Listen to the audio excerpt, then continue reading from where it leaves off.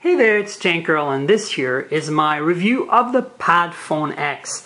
Now the PadFone X is an evolution of the PadFone Infinity that Asus has made in the fall. And what it is basically a US version with some improvements, but also some cosmetic changes that I think are not an improvement. And the key here is that you're getting for $199 a pretty state-of-the-art high-end phone alongside a tablet dock in which this phone slides and you basically get a tablet out of it for $199. So of course, that's the gimmick. That's why you'd want this phone versus say an HTC One M8 or Galaxy S5 or the upcoming G3 or a Nexus 5. But spec-wise, it's pretty high-end, but there are some compromises. So let me walk you through a little bit. The first thing you should notice is this beautiful 5-inch 1080p IPS panel. This is a really nice panel. It's really good. It's up there with what you've seen on the M8. One of the better panels, really good viewing angles, great color rendition, contrast and brightness. Walking you through quickly, in the front here you'll see there is a 2 megapixel front-facing camera, earpiece, some sensors. At the bottom here you have the Asus logo. And of course, software-based keys, back, home, and recent apps. Nothing unusual so far. And then if you flip it over, you can see that it starts to look a little cheap. And it is. It does look and feel pretty cheap. It's a soft touch finish, but unfortunately it's a fingerprint magnet of soft touch finish. I just cleaned it before the video. And my fingers are pretty clean right now, but it still gets dirty very quickly. The ugly AT&T logo, remember this is an exclusive to AT&T in the US and you cannot buy it unlocked. The PadFone logo. A tiny little speaker here below the camera and the camera with the LED flash. Now let's talk about this camera. It's a pretty nice camera. It's 13 megapixel, autofocus f/2.0, but there's no OIS. So that's basically the specs. Giving you the tour of the top here. You can kind of see the relatively cheap plastic border around this phone. You have a 3.5mm headphone jack here and a secondary mic up here next to it.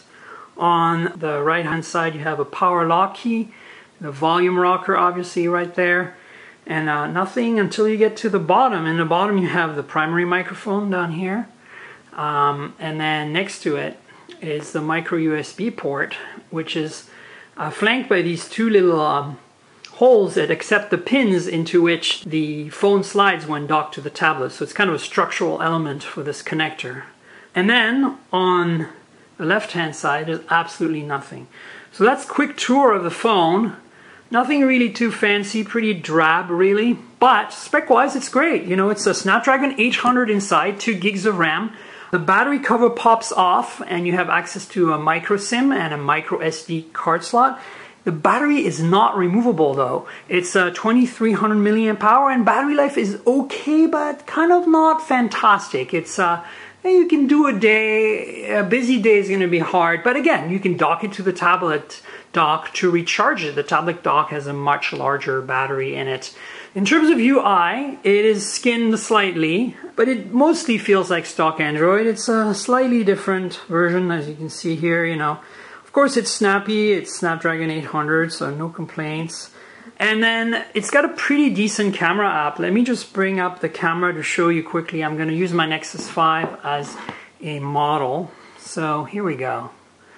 So the cool thing about the camera app is that it has a special mode down here that actually I am already in, called low light mode. It's a widescreen mode, 3 megapixels instead of 13, and it gathers a ton of light by using the nearby pixels to create super pixels, very much like what Nokia does.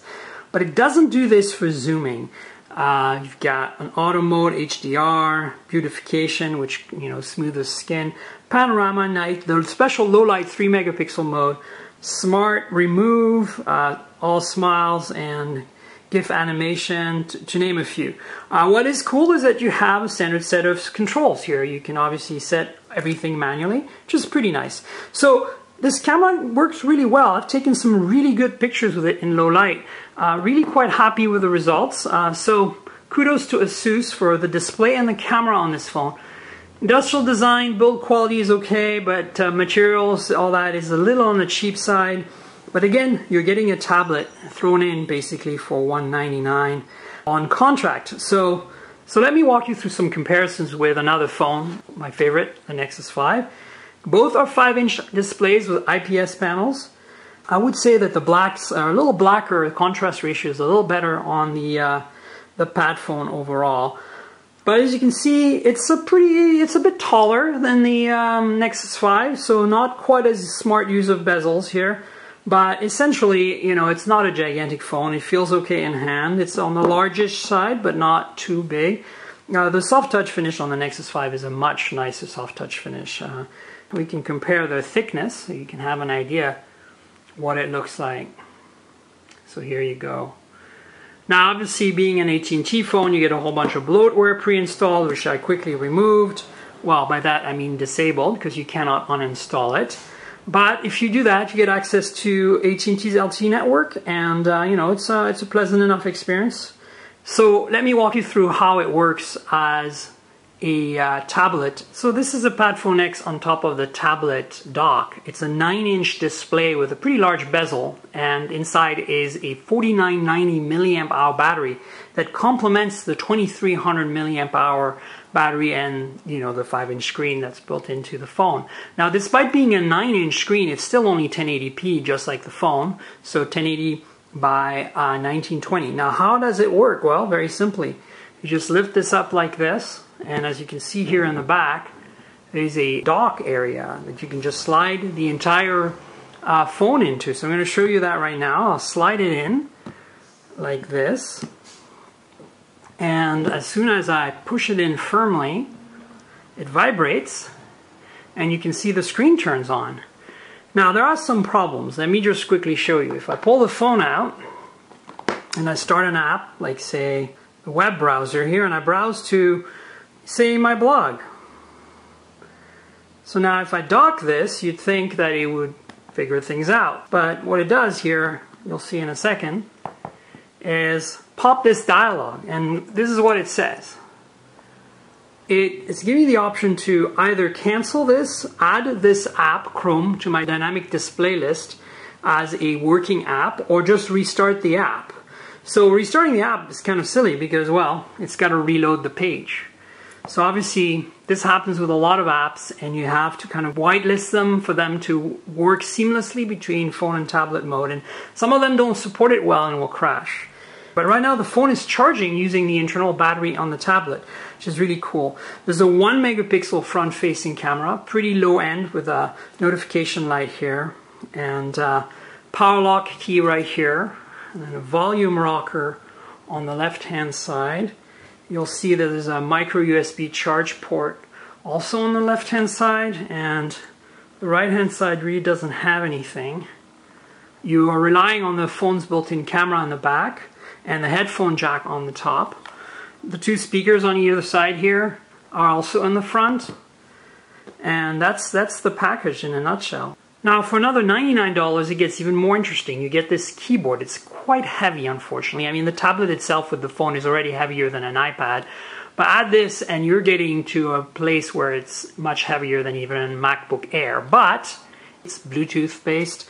It's got its own battery and power plug and an on-off switch. Pretty much a standard Bluetooth keyboard. It feels very nice. There's a few things that are a bit weird about it. For example, getting to the quote and double quote up here, you need to press the blue function key, which is kind of a bit weird. And also the trackpad here does not support 2-finger scrolling, which is a bit of a hassle.